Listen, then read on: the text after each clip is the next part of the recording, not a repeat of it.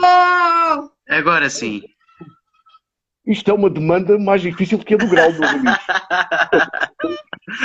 Eu já transformei aqui todas as formas e feitios.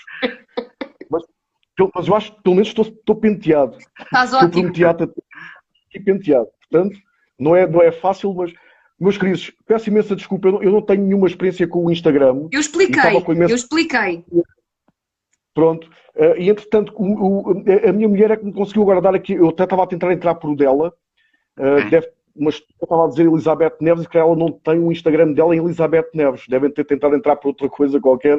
E entretanto, ela que me conseguiu desbloquear aqui qualquer coisa e já está a funcionar. Maravilha! Isto, atrás de um grande homem há sempre uma grande mulher. Ela é que é mesmo uma grande mulher, sem dúvida nenhuma. Olha, Nuno, bem-vindo. Obrigada Obrigado. por estares aqui. Obrigado pelo convite.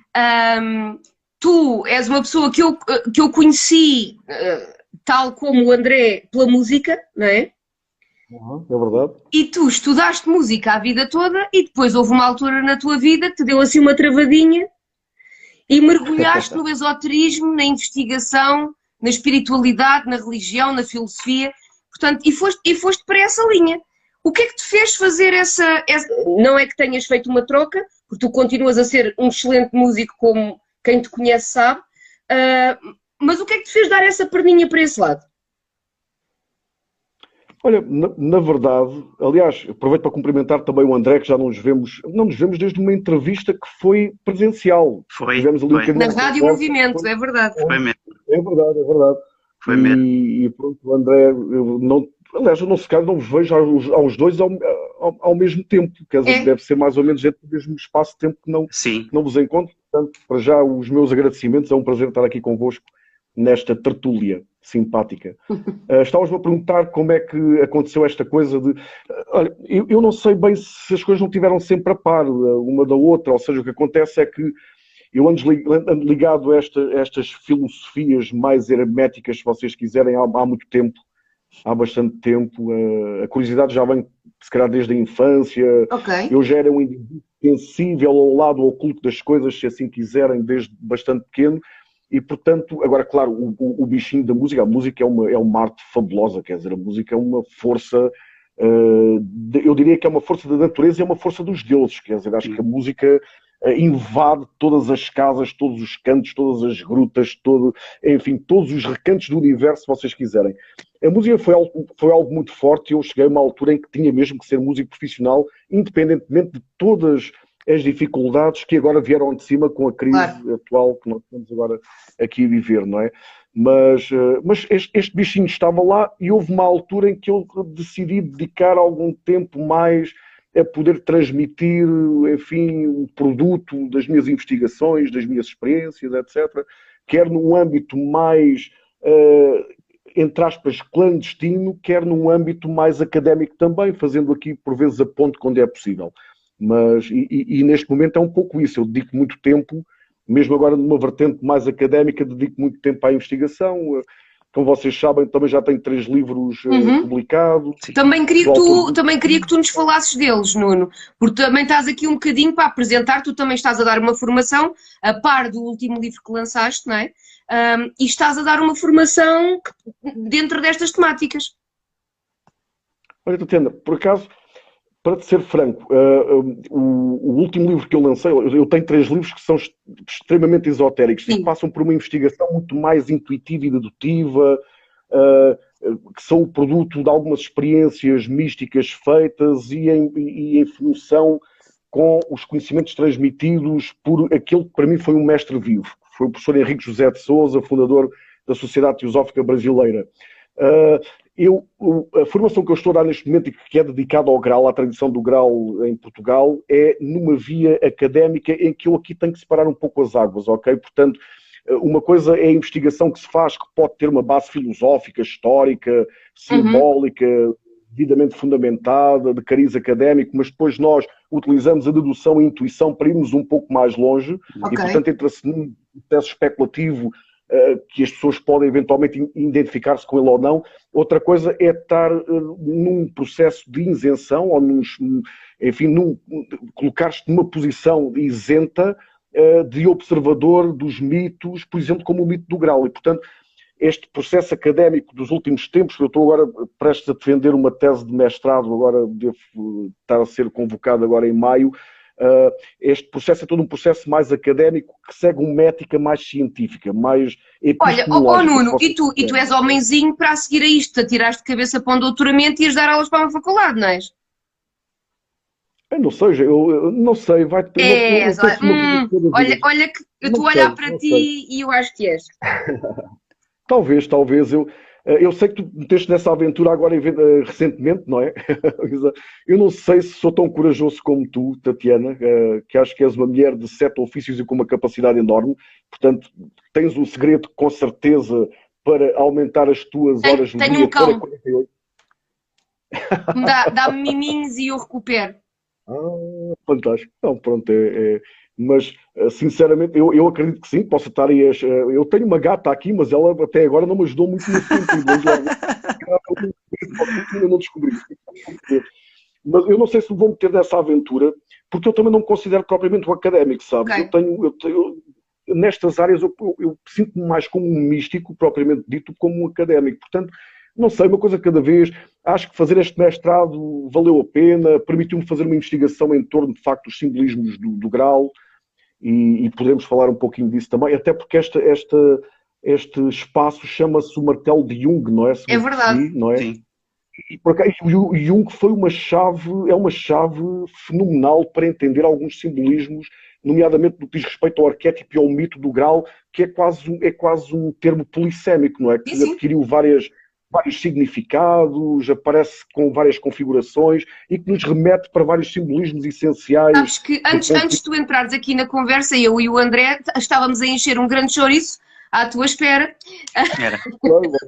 E então estávamos aqui a tirar uns bitites para o ar sobre o Graal e eu lembrei-me de falar sobre os filmes que às vezes nos dão algumas ideias do simbolismo, não é? Da forma interpretativa, como pelo menos a linguagem popular vê esse misticismo do Graal. E o André estava aqui a comentar que o primeiro filme em que ele se lembra de ver o Graal foi o Indiana Jones e a Grande Cruzada, e eu estava a comentar precisamente que depois disso tivemos o Código da Vinci, que dá uma visão completamente diferente.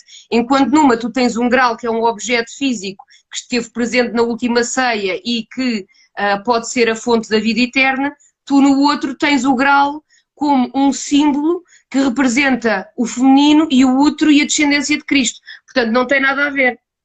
Como é que tu estás a abordar estes mitos do Graal na tua investigação? Tu falaste de dois aspectos que não têm que obrigatoriamente que estar dissociados. A questão do Graal é complexo falar em pouco tempo nele. Portanto, eu vou tentar aqui apelar aqui alguma capacidade de síntese para tentar abordar a questão.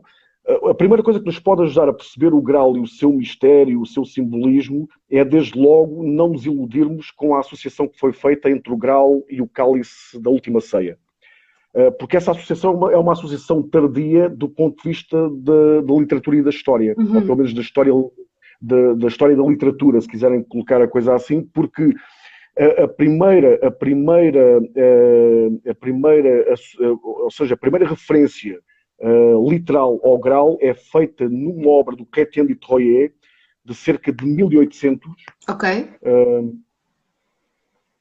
Desculpem, é de 1180, e é uma obra, é um romance histórico, mas está em verso, portanto é poesia épica, não é? Em que o Graal, embora lhe seja associado uma hóstia que alimenta o pai do rei pescador, enfim, ele mantém a imortalidade porque se alimenta daquela hóstia, e a hóstia já é um símbolo cristão, de qualquer das formas não há nenhuma associação entre o Graal e o cálice da última ceia, e muito menos o cálice que serviu de receptáculo ao sangue do sacrifício de Cristo na crucificação. Isso é uma coisa que aparece cerca de 20 anos mais tarde com Robert Boron. Okay. Portanto, pode ser uma prova histórica e literária que, de facto, essas associações vão sendo feitas na medida do que o Jung precisamente dizia, bom, os arquétipos vão se transmitindo através de mitos ao longo da história, em conformidade com circunstâncias históricas, com pontos geográficos, com determinadas culturas, com as próprias línguas, e portanto, de facto, nós temos uma evolução do Graal que inicialmente está pejado de referências pagãs. Ele realmente está eivado, como dizia a Dalila Pereira da Costa, de referências pagãs. A Ivete Centeno também abordou muito bem essa questão.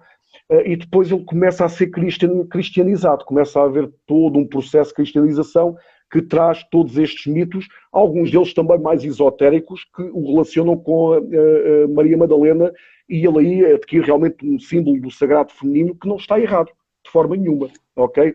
Agora, eu penso que pode ser um erro é vê-lo como um objeto propriamente dito. Parece-me sempre ser a meta de uma demanda iniciática, de uma busca, e de facto o sagrado feminino penso que se pode, de facto, como é que eu hei dizer, ele pode ser surpreendido, se quiserem, nos mitos essenciais e nos simbolismos essenciais do Graal. Ele, fundamentalmente, se nós formos buscar um símbolo que é arquetípico em grande parte dos povos e em muitas culturas, que é de facto o vaso. O vaso, não é? O Graal, o vaso no fundo é um útero, não é? É um reservatório, é um receptáculo. Ele, como uterino, por si é feminino. Mas nós não nos podemos esquecer que ele reserva em si, tal como aconteceu depois no processo de cristianização, ele era de facto o receptáculo do sangue da vida. Certo.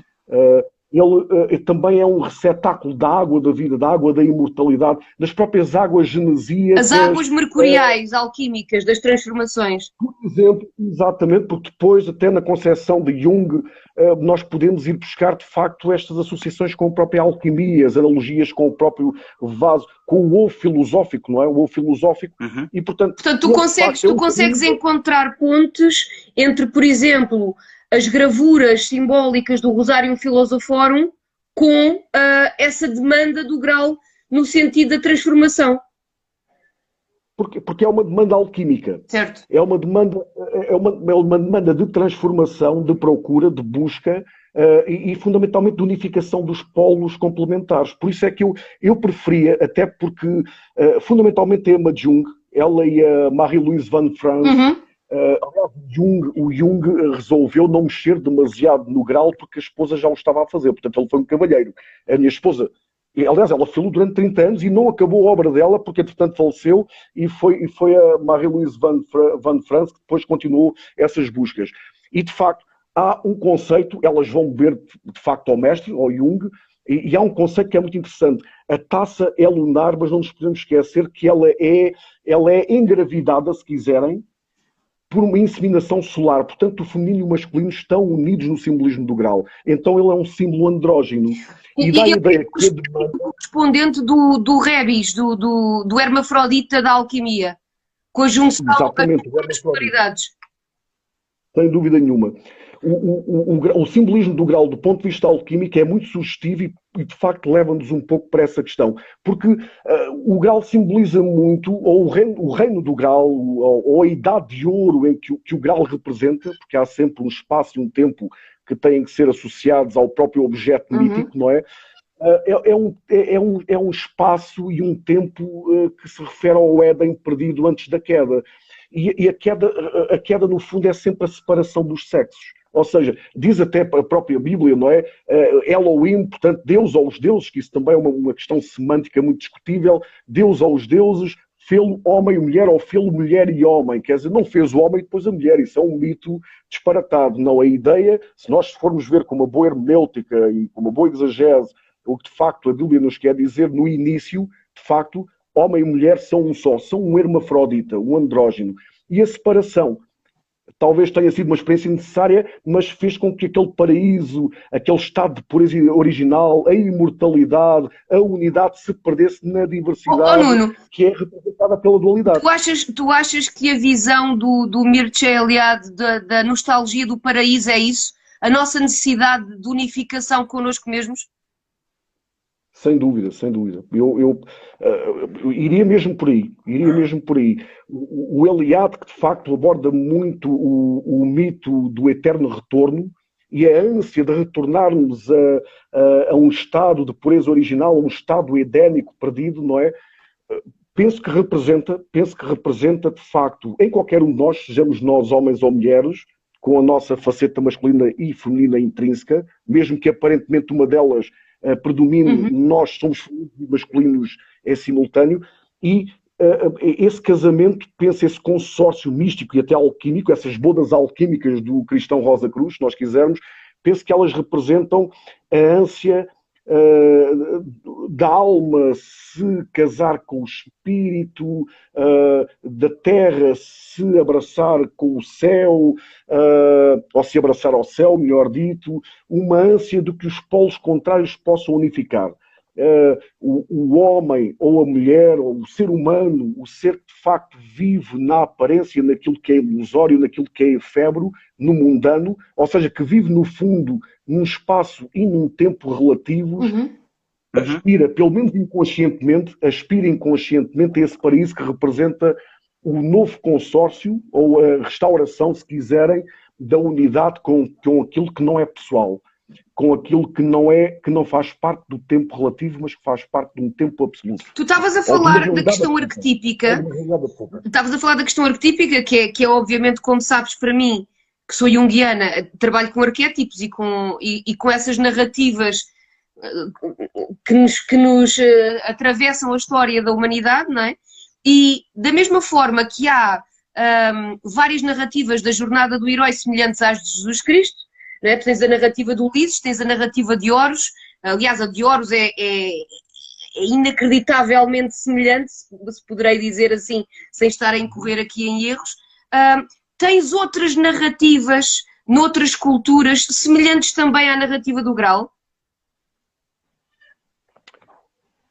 Sim, bom, haverá, pelo menos, nós podemos, desde logo, se calhar é mais fácil ir por aqui, nós podemos detectar na demanda do Graal, e portanto naquele espírito iniciático cavaleiresco da Tábua Redonda, por exemplo, nós podemos detectar o perfil dos heróis greco-latinos, sem dúvida nenhuma, fundamentalmente os heróis gregos, e isso está presente, é bastante patente, e podemos encontrar uma série de mitos não só celtas como também germânicos, nomeadamente através dos alanos. Os alanos trouxeram do Cáucaso, segundo se sabe, umas sagas chamadas sagas Narte, em que existia uma copa mágica que todo o guerreiro que tivesse de posse essa copa mágica garantia de facto a abundância alimentar e a própria imortalidade, porque depois temos que ir remontar àquelas culturas que, enfim, endeusavam quase a virtude da fertilidade, não é? Portanto, tudo que era fertilidade, fosse a mulher por ser de facto fértil, fosse a terra, que é a mãe terra, não é? Esta grande mãe que é a terra e a sua fertilidade, essa valoração desses valores, no fundo, desses arquétipos, na verdade, nós depois vamos encontrá-los em determinadas sagas e entre os celtas, e na tradição irlandesa fundamentalmente, entre os caldeirões de abundância, não é? Geralmente isto envolve sempre guerreiros, envolve sempre espadas sagradas, envolve a posse desse caldeirão mágico que, de facto, enquanto a espada é fundamental para dizer quem é que de facto é o rei legítimo, já o caldeirão, por exemplo, um exército que tivesse nas suas mãos aquele caldeirão mágico, quer dizer, portanto, teria uma grande vantagem, porque não precisava de uma logística enorme para se manter de barriga cheia antes dos combates, não é? Portanto, Nuno, tu estavas aqui a falar numa coisa que a mim automaticamente evocou logo também uma série de imagens. Estavas a falar do caldeirão e da espada.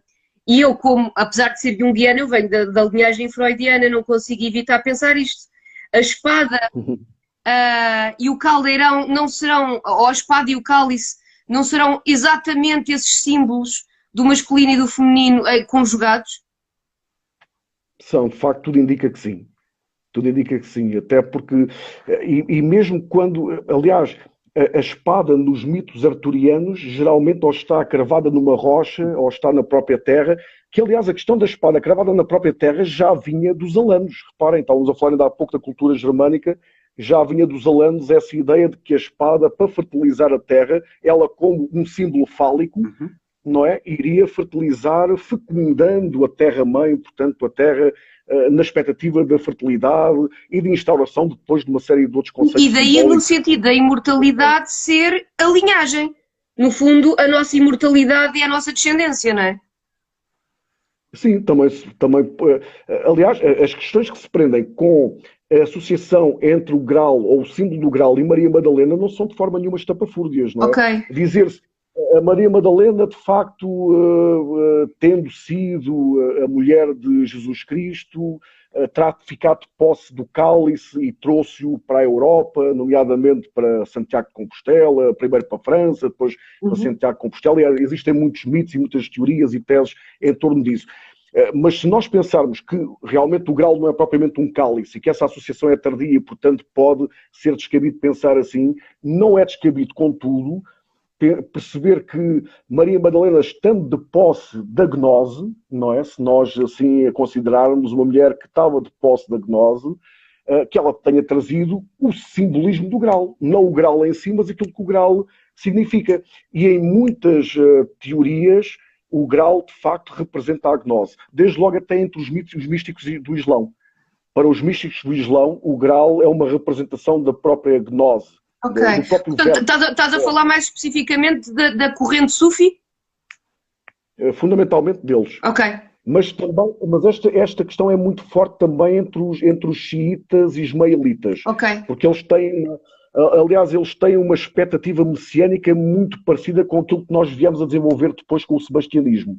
E reparem que nós estamos sempre a falar de um rei desaparecido que vai para uma ilha, tal como o rei Artur foi para Avalon, não é? E então fica a expectativa de que o rei um dia venha para fertilizar novamente a terra, como no nosso conceito mais moderno seria para restaurar a paz, a abundância, a fraternidade universal, enfim, para consagrar um estado de felicidade para a humanidade que ainda não foi alcançado e que continua a ser uma utopia, não é? Oh Nuno, tu no teu curso, e também é uma das tuas áreas de interesse, que sei que aqui também não vamos aprofundar assim tanto e infelizmente não temos o tempo que queríamos, também se calhar ainda fazemos uma segunda edição disto, mas há uma forte presença dessa tradição do Graal em Portugal, correto? É verdade.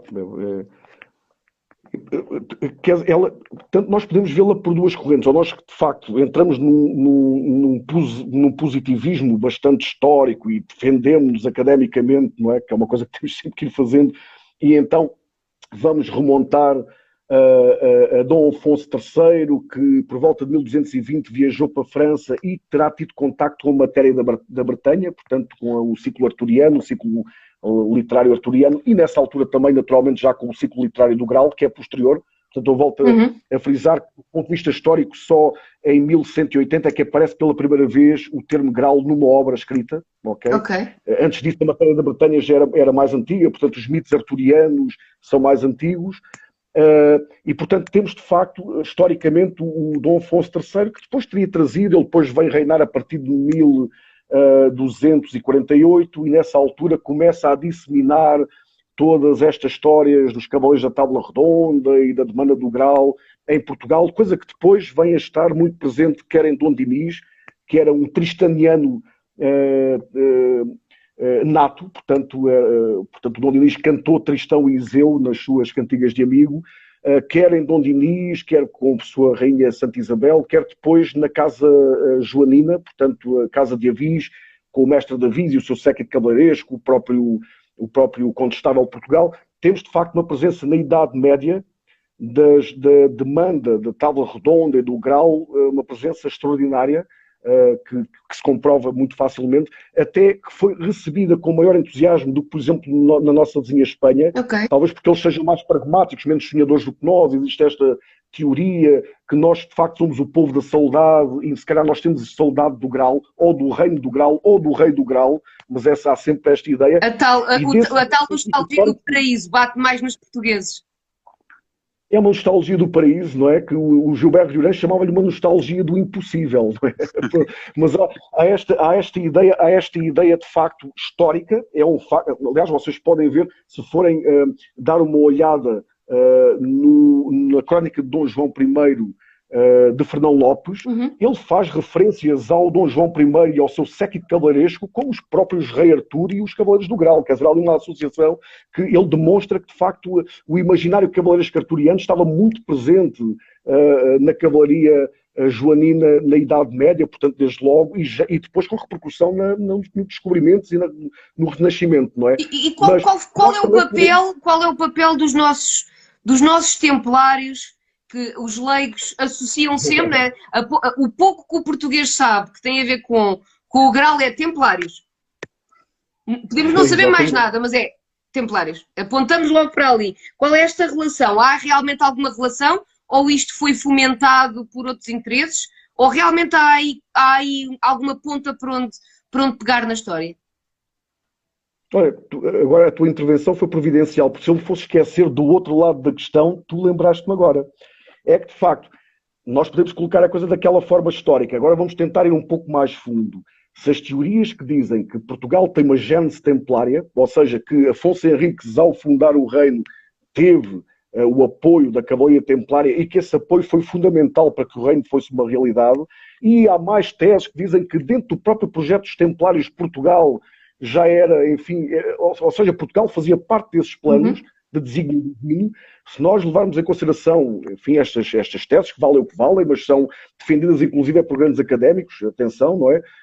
Então, o simbolismo do Graal e toda a sua tradição já estaria em Portugal ainda antes de Dom Afonso III. Aí já tínhamos que falar do próprio Afonso Henriques. Desde a sua gênese, Portugal já estaria impregnado da tradição graálica através da tradição templária, porque Portugal, ou Porto do Graal, como lhe chamava Lima de Freitas, significa qualquer coisa, e não nos podemos esquecer que as sagas do Graal, uma delas de forma explícita, que é o Parzival de Wolfram von Eschenbach, mas não só essa, de forma depois mais indireta, algumas outras sagas, e essa explicitamente tem os templários por guardiães do Graal. Está lá explícito. Os templários, de facto, eram os guardiães desse talismã, dessa relíquia sagrada, que, por exemplo, em Wolfram von Eschenbach não é uma taça, nem outra coisa qualquer, é uma pedra, por exemplo. Nas sagas do Graal temos várias configurações. Pode ser um vaso, pode ser um cálice, pode ser um prato, pode ser um livro, pode ser uma pedra, ou pode não ser coisíssima nenhuma, que é aquilo que me parece que, na verdade, está mais próximo da realidade. Agora, de facto, sim, os templários, e isso permite-nos fazer aqui uma série de associações e de ligações e relações muito interessantes. Mas então, Nuno, quando nós pensamos, isto já são as minhas dúvidas, não é? Estou sempre cheio delas. Se nós pensamos que os templários foram os fiéis depositários desse Graal, estamos a partir do princípio que esse Graal era uma coisa ou era um símbolo? Estamos a partir do princípio que ele simbolizava um conhecimento a tal gnose que supostamente foi transmitido aos templários. Ou seja, nessa gnose estamos a entender isso por aquele conhecimento inicial pós-morte de Cristo, portanto, dos cristãos primitivos, que englobavam um conhecimento muito mais abrangente até sobre a cosmogênese, não é? E sobre o papel da mulher e sobre o papel dos apóstolos e, nomeadamente, das apóstolas, que aparentemente eram bastantes mulheres que seguiam Jesus. Esse conhecimento todo, quando falamos de nós, falamos do pacote completo, não é? Sim, ou talvez possamos abranger um pouco mais. Inclui, de facto, isso, porque nada disto se desliga, segundo percebemos, mas a gnose como tradição primordial, como a sabedoria primordial que está na raiz de todas as religiões. Claro, no conceito templário seria na raiz das 3 religiões abrâmicas. Segundo se sabe, os templários tinham uma ala mais esotérica que alegava que, de facto, a verdadeira religião era uma unidade entre judeus, cristãos e islão. E, de facto, foram acusados de heresia por esse suposto contacto com o Islão. Esta gnose, esta tradição primordial, estaria nas mãos, de facto, dos sábios e místicos do Islão. Porque eles foram beber também aos próprios gregos antigos. Nós não podemos esquecer que se não fosse o Islão e se não fosse o Garb al-Andalus, ou seja, se não fosse, enfim, o domínio islâmico na Península Ibérica, naqueles tempos áureos, não é, que isso aconteceu, provavelmente a filosofia grega nunca tinha chegado à Europa. Portanto, nós temos que ver que o Islão acabou por transportar, fundamentalmente os seus sábios, não aquele Islão fundamentalista que nós conhecemos hoje, mas os sábios de uma altura em que nós estávamos nas trevas da Idade Média e estávamos numa fase muito mais evoluída, esses grandes sábios, esses grandes místicos, terão sido eles a transmitir, inclusive aos templários, quer na Terra Santa, ou pelo menos a uma ala mais esotérica, mais interna dos templários, quer na Terra Santa, quer de facto no Al-Andalus, esses conhecimentos a que nós podemos chamar de uma forma mais abrangente que nós, que depois, claro, estão presentes no cristianismo primitivo e as referências depois a Madalena e a grandes discípulas, obviamente, porque se nós, tudo indica que se realmente quiséssemos ser fiéis aos ensinamentos de Jesus Cristo, nunca teria havido misoginia, quer dizer, nunca teria havido um desprezo pela mulher que houve durante séculos e que só muito mais tarde, aliás, a própria Virgem Maria começou a ser revalorizada muito posteriormente. Portanto, de facto, esses conhecimentos, embora haja questões que são difíceis de tratar, por exemplo, o Bernardo Claraval, que redige a regra dos templários, aconselha que eles não tivessem contacto com o sexo oposto. Mas isto depois tem a ver com uma série de outras coisas que não colocam em causa de forma nenhuma que essa gnose de que eles falavam era a tal sabedoria andrógena, a tal sabedoria hermafrodítica que não tem nada de separação, mas tem tudo de unidade. Sabes, Nuno, eu participei há pouco tempo e infelizmente esta semana não consegui fazê-lo também por falta de tempo meu, mas tenho participado em meditações sufi, levadas a cabo pelo professor Fabrício, que se calhar conheces, que é um excelente académico também e um estudioso do Islão e da relação Islão-Portugal. E ele tem-me dado material muito interessante, porque esta é uma parte que me interessa particularmente, não do ponto de vista académico, mas mesmo do ponto de vista da minha própria busca do transcendente, né? E ele deu-me vários documentos sobre esta cosmogénese de acordo com o sufismo, não de acordo com o Islão tradicional, mas de acordo com este lado mais místico do Islão. E em todos os textos o que está presente é que não há, Deus não tem género, há uma fusão dos dois sexos, portanto é uma energia hermafrodita, lá está, há essa união das polaridades no início de tudo. No início de tudo era tudo um. E depois parece que se começou a fazer essa separação, não sei se por questões religiosas, acho que se calhar não. Acho que se calhar muito mais por questões políticas, mas posso estar errada. Não, se calhar estás certa. Dá a ideia que sim, os estudiosos, fundamentalmente do Neolítico, têm a tese de que é de facto com as fortalezas que o homem começa a ter alguma supremacia sobre as mulheres. É quando começa a haver uma organização militar pela força, não é? Antes disso, tudo indica que em culturas paleolíticas e antes da agricultura organizada e das fortalezas, das povoações, que de facto as mulheres eram consideradas de uma forma extraordinária. Portanto, tudo indica que sim, não é? A questão da unidade, sim, o Fabrício Boscaglia foi o orientador da minha tese, ele foi o orientador da minha tese, é verdade, e foi o professor numa das cadeiras, em duas, uma de sufismo e outra de cultura islâmica. Ele é fantástico, sim. É assim, um homem que tem um imenso conhecimento, uma grande sensibilidade, e gosto imenso dele como pessoa também. Também travámos aqui um clima de amizade interessante. E ele, de facto, certamente não poderia falar de outra coisa. Não há em nenhuma vertente verdadeiramente mística qualquer ideia de um Deus antropomorfo masculino, que isso é um disparate, e nem sequer é extracósmico, não é?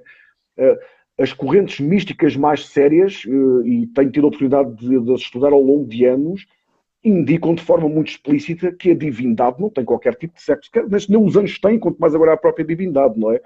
Não, até porque se calhar, se nós quisermos em determinadas doutrinas ver um demiurgo, que é uma faceta da divindade que dá à luz o universo, então esse demiurgo é uma deusa, é a grande deusa cósmica, porque quem dá à luz, quem dá à vida é o feminino, não é o masculino. Portanto, logo aí teríamos um contrassenso que não era solúvel, não é? De facto, sim, o sufismo é muito interessante. Até lhe podemos chamar uma teosofia islâmica, E tem muito a ver com este simbolismo do grau. Não quer dizer que seja o grau a palavra em si, Claro. O grau é uma palavra polissémica que depois nos pode levar a vários simbolismos e que se associa a variedíssimos mitos, não é? Em variedíssimas culturas. Mas é muito interessante porque, por exemplo, o Henri Corbin fez uma associação entre o Mahdi do Islão, aí no caso do Islão xiita e ismaelita, o tal Islão que tem aquele messianismo esotérico muito próprio, não é propriamente uma corrente sufi, mas tem coisas muito parecidas. Ele faz associações entre a busca do Mahdi desaparecido, o tal que está numa ilha, num estado de não ser, tal como o nosso Dom Sebastião, à espera de uma manhã de nevoeiro para regressar e restaurar a nação por aí fora. Eles têm a mesma expectativa messiânica, e a demanda, a procura, a busca por essa realidade, ele compara com a própria busca do grau. Okay. Portanto, repara, o que nos remete, quanto a mim, eu estou aqui com a bateria um bocadinho fraca, mas se ela começar a fraquejar muito, o Instagram vai-nos fechar o pio daqui a 9 minutos, portanto. Se calhar também já nem vale a pena. Ok, mas vou ficar atento. Mas há uma ideia interessante que é curiosa, talvez valha a pena falar assim, dá lá assim muito pela rama, se me permitem, que é e aí também dentro do próprio sufismo há uma ideia chamada Alam al-Midal, ou seja, o Henri Corbin, quando estudou esta ideia dos teósofos do Islão, os sufis e outros místicos mais, como inclusive os xiitas e ismaelitas de que falava há pouco, ele chamou a isto o mundo imaginal. Mundos imaginalis, provavelmente já terão ouvido falar. Este mundo não é um mundo irreal, não é propriamente um mundo do imaginário. Ele tentou contornar a palavra imaginário, que geralmente é associada àquilo que é ilusório, irreal, que não tem consistência. Não, ele tentou contornar e criou esta palavra, ou não a criou, não é um neologismo dele, utilizou-a para definir este Alam al-Midal.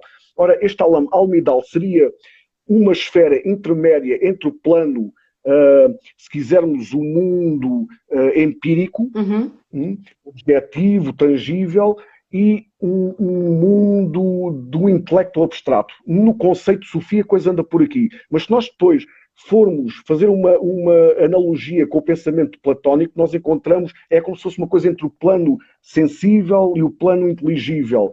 Ou numa linguagem mais espiritualista, talvez é um plano intermédio entre o terrestre e o divino. Uma espécie de Axis Mundis. Por exemplo, sim. Que une o que está em cima com o que está em baixo. É de facto uma lei hermética, não é? Na verdade, o que está em cima é com o que está em baixo e vice-versa. E no fundo é aí que está o grande mistério da unidade, mas que se faz nesse plano intermédio. Ora, isto é curioso porque nós voltamos a um conceito de androginato, ou de androginia. Quer dizer, se nós quiséssemos colocar a matéria, a matriz, como mãe, como o feminino em força, a energia, e se quiséssemos colocar o espírito como um princípio masculino, é ali no meio, naquele Alam al-Midal, naquele mundo imaginal, que estas duas forças se encontram, e então ali existe a realidade absoluta. É na unidade que está essa realidade. Nós estamos quase sempre a ir buscar conceitos muito próximos e que remetem sempre para a questão da unidade. Agora pronto, já sabes que eu começo logo a... Comecei a pensar até que ponto é que o inconsciente humano não é o mundus imaginalis, onde residem as águas mercuriais que fazem esta transformação e integração dos opostos. Do ponto de vista simbólico, claro, eu passo tudo para dentro. Não é? Há pessoas que passam tudo para fora, eu passo tudo para o plano do psíquico, não é? Até que ponto é que não poderá ser nessa base, não é? Que nós temos o terreno propício para no fundo, esse processo de individuação, como dizia o Jung, essa integração e no fundo, o inconsciente ser esta espécie de axis mundis, né, de águas mercuriais, onde integramos os dois lados e nos transformamos e nos tornamos mais um, não é? Não sei se faz sentido para ti. Faz todo o sentido, porque a mim parece-me até, tu é que és uma especialista na matéria, mas tenho a ideia que o Jung, quando fala do processo de individuação, está precisamente a falar do processo iniciático de busca desses dois polos, ou pelo menos de busca do consórcio entre essas duas realidades e até das expressões na personalidade daquilo que é de facto o consciente e o inconsciente. Bom, segundo percebi, o inconsciente é sempre uma perspectiva muito mais espiritualizada daquilo que é coletivo, não é propriamente uma pertença de ninguém do ponto de vista pessoal, não é? Tenho essa ideia. Para Jung há as duas partes, há uma parte de inconsciente pessoal e uma parte de inconsciente coletivo que é partilhada, que é arquetípica e partilhada Exatamente. Entre as várias narrativas da humanidade. E o processo de individuação seria isto, seria esta integração, não é? O colar das partes e, sobretudo, também o integrar da sombra, das coisas que foram postas na gaveta, né, digamos assim, e que algumas foram coisas postas na gaveta na nossa vida, não é? Coisas que socialmente não eram aceitas ou a família não queria e nós guardámos, mas outras que são muito mais arquetípicas, que a sociedade não aceita, que as sociedades não aceitam, portanto, e que nós, enquanto sociedade, começámos a reprimir, porque há uma repressão social, não é? De certas forças. E daí que haja um inconsciente coletivo onde também esta sombra coletiva é partilhada, não é? Pois é um grande reservatório, não é? Mas é um reservatório que é partilhado por todos e não é pertença de ninguém de forma individual, não é? De facto, sim, eu acho que o próprio Jung faz, segundo já me lembro, ele faz muitas vezes essa comparação entre aquilo que o Corbijn chamava de mundo imaginalis, ou mundus imaginalis, esse tal local de imagens, mas que ele de facto é um reflexo da divindade, é um reflexo do absoluto, não é? Do total absoluto, não é? E portanto, sim, parece-me que o Jung dá-nos chaves primorosas para percebermos essa questão. E é dali que, de facto, se espalham os mitos e os arquétipos. Portanto, os arquétipos, o mito parece ser uma expressão do próprio mundo imaginal, parece ser uma expressão do próprio plano do inconsciente coletivo. Não é? Ele é uma própria expressão desses arquétipos, nos quais nós ainda há pouco falávamos da questão do vaso. O vaso não vale só por si no seu simbolismo, o vaso grau vale pelo seu conteúdo, que geralmente é a água. No processo de cristalização é o sangue, mas reparem que é sempre um fluido vital, é um fluido de imortalidade, não é? Seja o sangue crístico, seja antes dele a água da vida, as águas genesíacas, é sempre um líquido vital por excelência, não é? E ele, segundo Jung e segundo me lembro, a água, de facto, é um dos arquétipos fundamentais do inconsciente coletivo. Portanto, há aqui associações infinitas que nos vão sempre conduzir mais ou menos ao mesmo ponto. Há um anseio, há uma demanda pela unidade, há um anseio pelo impossível, que é o amor em estado absoluto ou total. Portanto, esta palavra amor é muito importante, que nós depois vamos encontrar em Camões, com a Ilha dos Amores, vamos encontrar em Fernando Pessoa, inclusive o Fernando Pessoa, quando fala no Quinto Império, que pode ser comparado ao Reino do Grau, reparem, quando fala no Quinto Império, fala do Império Andrógeno, onde sejam de facto contidos, onde haja uma convergência das forças masculinas e femininas com as suas próprias particularidades para a consumação da unidade. Nós sabemos perfeitamente que o Fernando Pessoa foi um estudioso do hermetismo, não é? E também da alquimia. Portanto, sim, a questão das sombras é muito interessante também. De facto, aqui está-me quase a dizer que está a desligar, deve ser na altura em que nós vamos acabar. Vai ser mesmo. A questão das sombras é interessante, porque aquela questão do Nigredo e por aí fora, ou da pedra negra, o dragão negro, que tem que ser todo desmantelado, tem que ser muito bem conhecidas as suas partículas para depois ser subtilizado e novamente reunido no mercúrio filosófico. Estas questões alquímicas que o Jung abordou muito são chaves fundamentais para perceber, inclusive, o que é a demanda do grau. Oh, Nuno, antes que a bateria se acabe, quais são os teus planos de futuro a nível de formações que tenhas para dar, livros, projetos que estejas a escrever, o que é que está aí pensado, guardado na gaveta?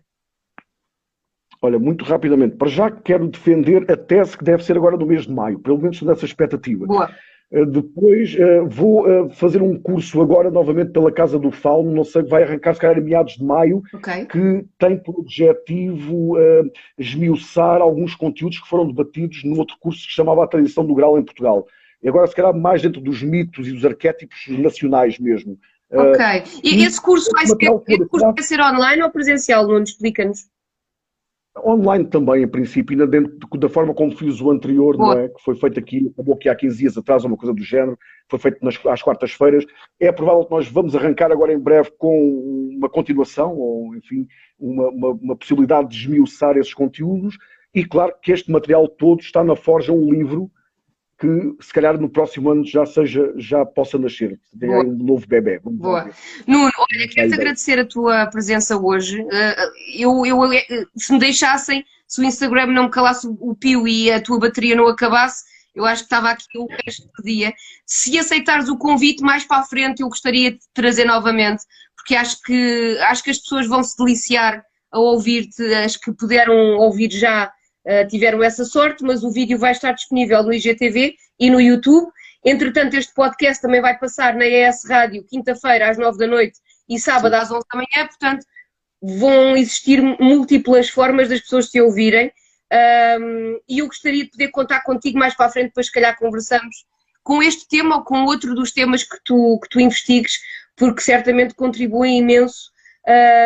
Pelo menos eu acho que para a linha das pessoas que nos costumam acompanhar, acho que são temas bastante interessantes e que vêm realmente responder a uma série de inquietações, porque parece que não, mas eu acho que todos nós temos esta, como estávamos a falar, esta nostalgia, né, do paraíso, e são inquietações inerentes à natureza humana.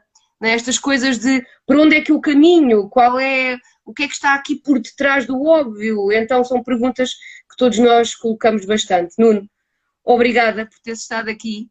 Muito grata pela tua presença. André, um abraço. Até para a semana.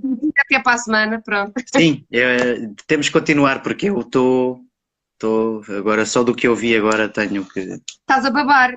Um bocadinho. Ainda não dá para ver, mas sim, fiquei. Fiquei mesmo. E queria agradecer a todos também por terem estado a acompanhar. Já sabem, vídeo no IGTV, YouTube e na ES Rádio, quinta-feira às 9 e sábado às 11. Um beijinho. Obrigada. Obrigado. Obrigado.